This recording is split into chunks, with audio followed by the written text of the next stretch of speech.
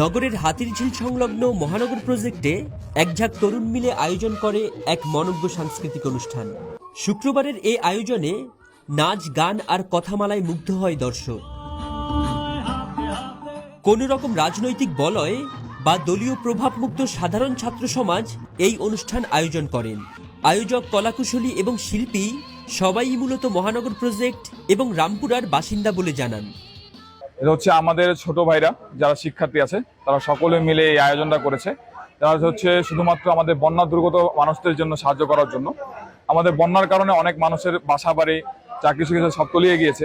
আমরা চেষ্টা করছি এই আয়োজনের মাধ্যমে কিছু পুনর্বাসন করে দেওয়ার জন্য, যেটা আমরা এই দীর্ঘ 1 মাস যাবত এই কালেকশনগুলো করব এবং আমাদের চেষ্টা থাকবে 3 থেকে 5 জন মানুষের সংসারে যেই ঘরগুলো করে দেওয়া যায় সেটা আমাদের করে দেওয়ার জন্য।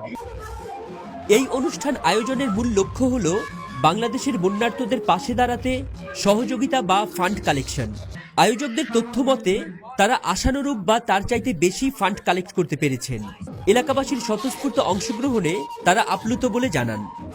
আলহামদুলিল্লাহ, খুব ভালো একটা ফান্ড কালেকশন হচ্ছে। বন্যা পরবর্তী যে অবস্থাটা এখন খুবই ভয়াবহ অবস্থা আছে, সেই পরবর্তী অবস্থার জন্য আমরা আবারও নতুন করে শিল্পী মিউজিশিয়ানরা যারা আছি, মহানগরবাসী এবং রামপুরাবাসী যারা আছি, আমাদের ব্যক্তিগত উদ্যোগে আমরা ফান্ড কালেক্ট করার চেষ্টা করছি এবং সবার মাঝখান থেকে আমরা অনেক ভালো সাপোর্ট পাচ্ছি। শিল্পীরা এই আয়োজনে অংশগ্রহণ করে ভালো লাগার অনুভূতি প্রকাশ করে জানান যে বন্যা উত্তর অসহায় মানুষের পাশে দাঁড়াতে আমরা আমাদের শিল্পী সত্তা নিয়ে এগিয়ে আসতে পেরেছি। এর চাইতে আনন্দের বিষয় আর কি বা হতে পারে? মানুষ তো মানুষের জন্যই এগিয়ে আসবে। আসলে আমাদের আয়োজনটা বন্যার্থদের জন্য, বন্যার্থদের পাশে দাঁড়ানো মানে মূল উদ্দেশ্য আমাদের।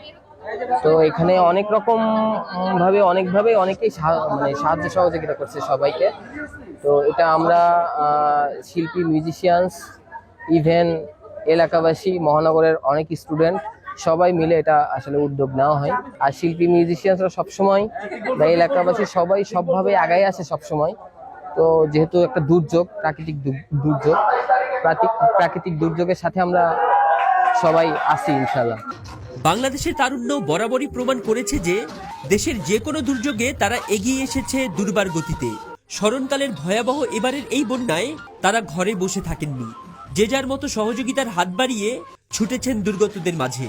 বাংলাদেশের তরুণরা স্বপ্নের একটি সাম্যের দেশ গড়ে তুলবে বলে বিশ্বাস রাখেন বিশেষজ্ঞরা। ফরিদ উদ্দিন মোহাম্মদ, ডেইলি বাংলাদেশ।